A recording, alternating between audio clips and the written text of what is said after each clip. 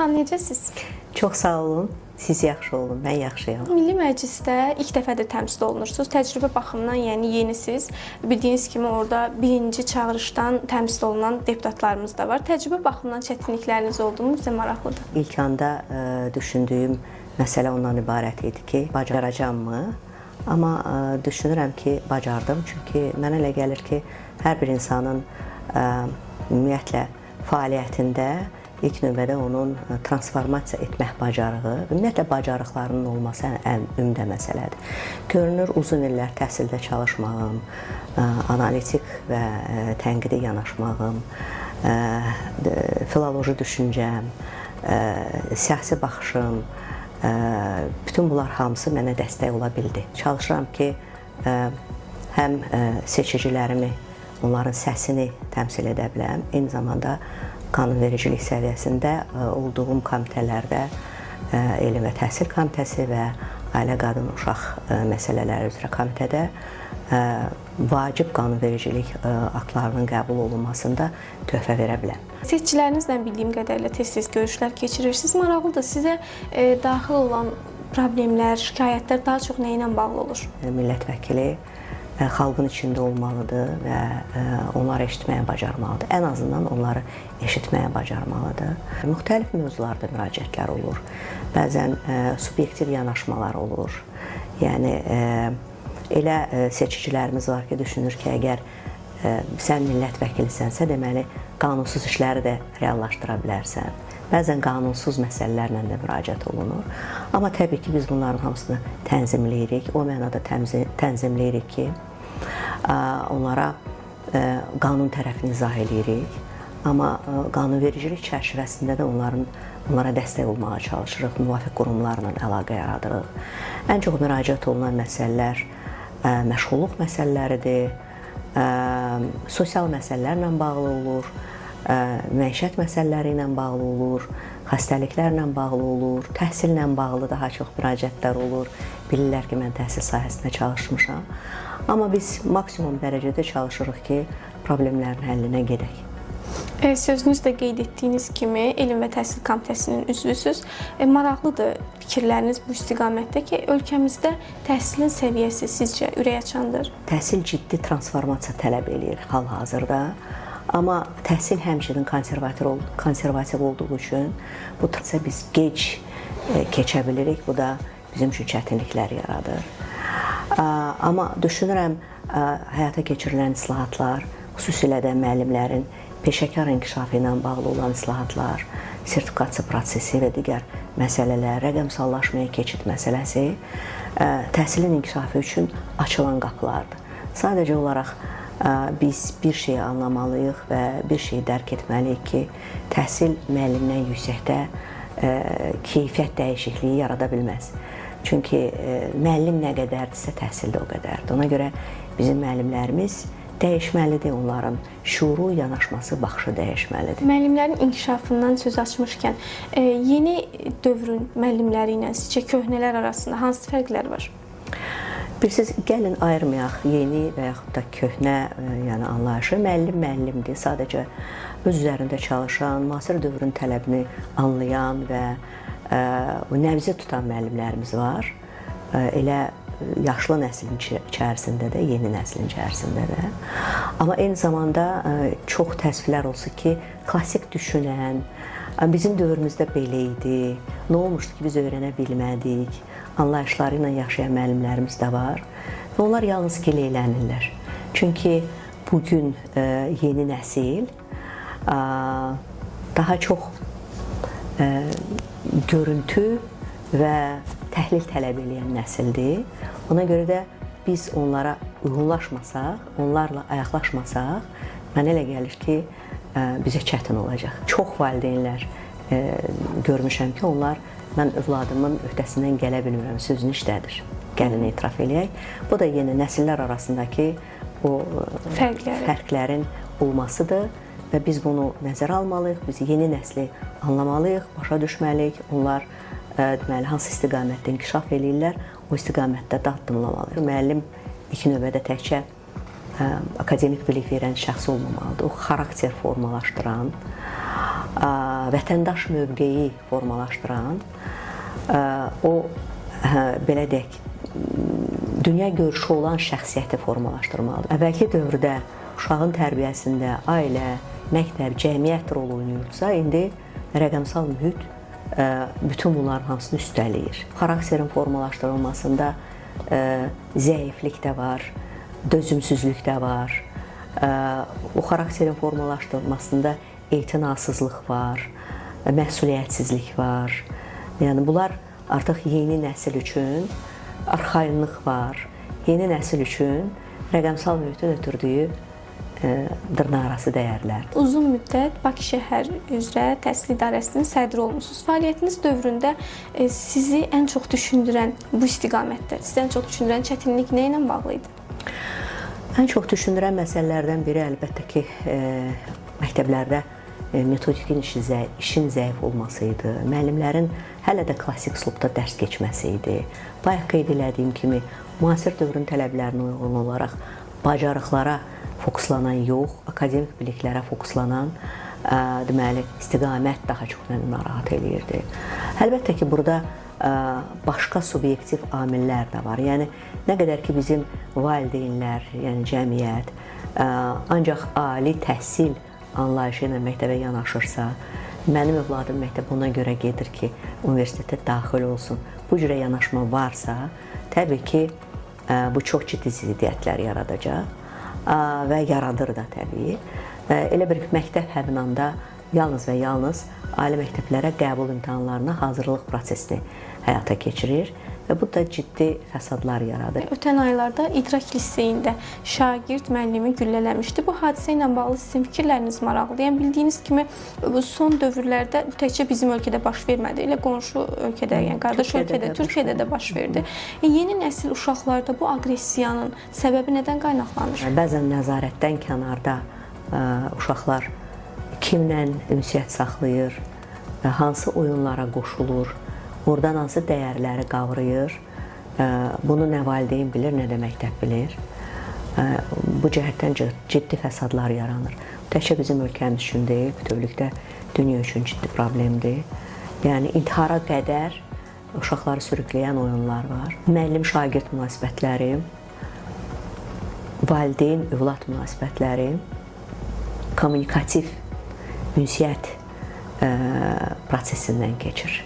Buna görə də ən önəmli məsələlərdən biri kommunikativ bacarıqların olmasıdır. Yəni, etibarın yaradılması, etinasızlığın aradan qaldırılması, məsuliyyət və empati hisslərinin qurulması müəllim-şagird münasibətlərində, valideyn-övlad münasibətlərində ən önəmli məsələdir. O kiçik ekranlar bəzən valideyni uşaqdan, müəllimi də şagirddən uzaqlaşdırır.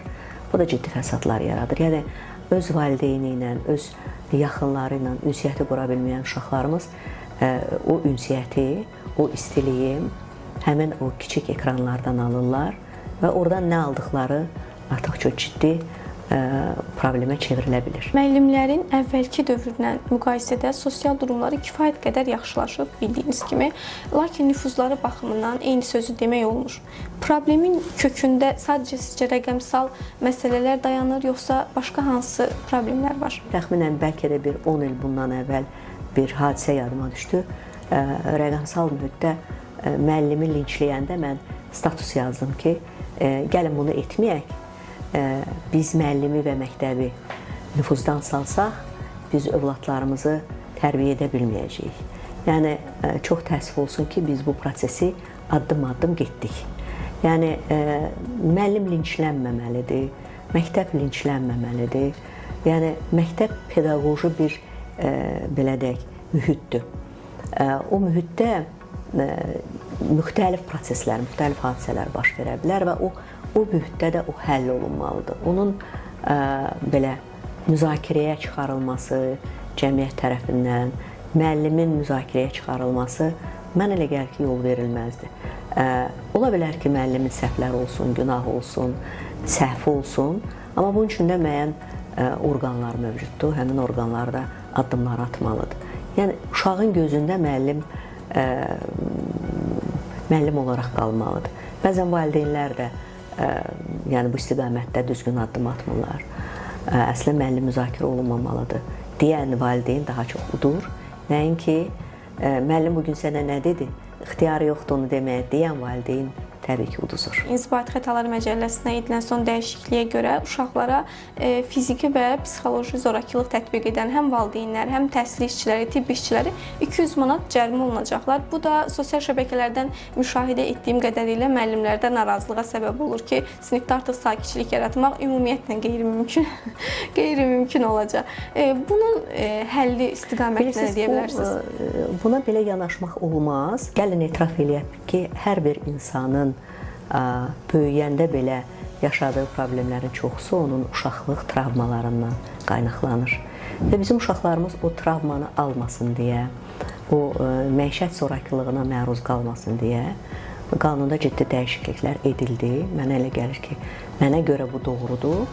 Amma sadəcə olaraq burada subyektiv amillər ola bilərmi? Ola bilər. Amma subyektiv amillərin də aradan qaldırılması üçün ciddi qaydalar işlənməlidir. Yəni, zorakılıq deyəndə nəyə başa düşürük? Dəfələrlə biz uşaqların istər bağçada, istər məktəbdə döyülməsinin, təhqir olunmasının şahidi oluruq. Düzdürmü? Bu yol verilməzdir. Bəli, bu halda addımlar atılmalıdır.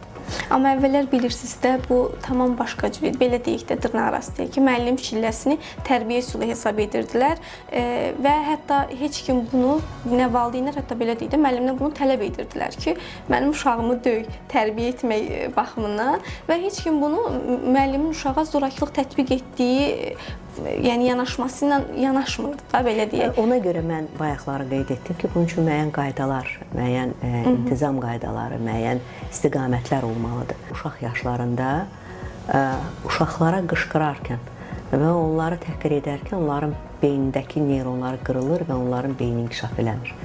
Yəni, bu şeyləri biz əvvəllər nəzərə almırdıq. Amma indi elm o qədər inkişaf edib ki, hər istiqamətdə biz doğru yolu seçməliyik. Yəni, uşaqları tərbiyə etmək üçün pedaqoji takt və pedaqoji üsullar olmalıdır.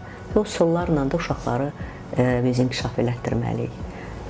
Bu mənim təbii ki, yanaşmamdır. Mehriban xanım, təhsil və müəllim dedikdə repetitorluq məsələsi də gündəmə gəlir. Və hətta bəzi belə fikirlər var ki, müəllimlər qəsdən, bilərəkdən uşağa məktəbdə dərsi tədris etmirlər ki, sonradan repetitor yanına getsinlər, məsələn, yönəltsinlər. Bu barədə nə deyə bilərsiniz? Bu da ciddi problemdir. Mənə görə çox ciddi problemdir və bu bir neçə məsələdən qaynaqlanır. Qaynaqlanan məsələlərdən biri də təbii ki, hər bir valideynin universitetə qəbul zamanı rəqabətə davamlılığı təmin etmək üçün, uşaqları ali təhsilə yönəltmək üçün repetitorla üst tutmasıdır. Bununla yanaşı eyni zamanda qəbul imtahanlarının belə deyək, məzmununda və yaxud da ağırlığında da müəyyən korrektiv işlər olmalıdır. Uşaqlar rahat universitetə daxil olmalıdır, amma çox çətinliklə eyni zamanda peşə qazanıb diplom almalıdırlar. Bunlar çox ciddi məsələlər. Yəni, buna el arasında belə deyirlər. Universitetə qəbul deməli, qapıları açıq olmalıdır, amma çıxış qapıları nisbətən dar olmalıdır. Dünyada belədir. Amma bizdə əksinədir. Giriş qapıları çox dardır, amma çıxış qapıları çox rahatdır. Yəni, bu təzad əlbəttə ciddi problemlər yaradır. Bayaq dediyim kimi, qəbul imtahanlarının masştabı, məzmunu və s. bu məsələlər ciddi müzakirə olunmalıdır və bunun təsiri məktəblərə də çox ziyan vurur. Yəni, məktəb bugün şəxsiyyət, xarakter formalaşdırmaq əvəzinə qəbul imtahanlarına hazırlıq prosesi ilə məşğuldur. Bunlar o qədər də effektiv olmayacaq ta o vaxta qədər ki, biz qəbul imtahanlarının məzmununda dəyişiklik eləyək, biz deməli, eyni zamanda valideynlərin düşüncəsində dəyişiklik edək. Müəllimlərin ən çox şikayətləndiyi məsələlərdən biri də yazı pozu işləri ilə bağlıdır. Əlavə sənəd işlərinin dərsin keyfiyyətinə təsir etdiyi qənaətindədirlər. Siz bu barədə nə düşünürsünüz? Təxminən 35 il müəllim işləmişəm və o 35 ildə mən uşaqların inşa yazılarını, ifadə yazılarını, imla yazılarını böyük məmnuniyyətlə yoxlamışam və hətta elə həftə olmayıb ki, onlar yazı yazmasınlar. Və biz o zaman bununla bağlı şikayətlər etmirdik. Amma bildiyim qədərinə indi yazı, belə deyək, bacarıqların formalaşması üçün istiqamətlər çox təəssüf ki, azalıb. Bu da uşaqların yazı mədəniyyətinin, yazı vərdişlərinin formalaşmasına mənfi təsir eləyir. Bu haqda düşünmək lazımdır və eyni zamanda işləyiriksə təbii ki, əgər yazı bizdən tələb olunursa və o vacibdirsə onu etməliyik. Bilmirəm nə dərəcədə, nəyi deyirlər. Sinif rəhbərliyi işləri, belə deyək, sənədləri, metodiki işlər. O həmişə, yəni həmişə olmuş bir məsələlərdir. Yəni sinif rəhbərinin özünün funksiyaları mövcuddur. Həmin funksiyalara uyğun olaraq onlar müvafiq sənədləri təbii ki, doldurmalıdırlar. Bu dünyanın hər yerində belədir, təkcə bizdə deyil.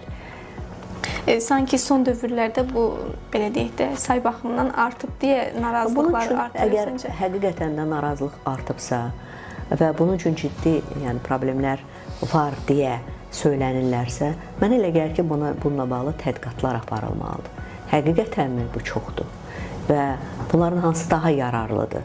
O tədqiqatlara uyğun olaraq da addımlar atılmalıdır. Siz həm də Ailə, Qadın və Uşaq Məsələləri Komitəsinin üzvüsüz. Bölgələrimizdə hələ də qızlarını təhsildən yayındırıb ailə həyatına, evliliyə təsirləndirən valideynlərin sayı kifayət qədər çoxdur. Və bu problemin kökündə nə dayanır? Bunu tapmaq sanki müşkül məsələyə çevrilib. Yəni qızların erkən evliliyi niyə hələ də problem olaraq qalır? Bilirsiniz, bu biraz da feodal düşüncədən, yəni düşüncə tərzindən irəli gələn bir tərəfdir. Regionlarda bəli buna rast gəlmək olur, amma gəlin etiraf eləyək ki, bu istiqamətdə xeyli işlər görülüb və statistik təhlillər onu göstərir ki, onun sayı azalıb. Var, amma sayı azalıb. Biz bunu hamılıqla aradan qaldırmaq üçün etinasız olmamalıyıq ən azından. Qonşumun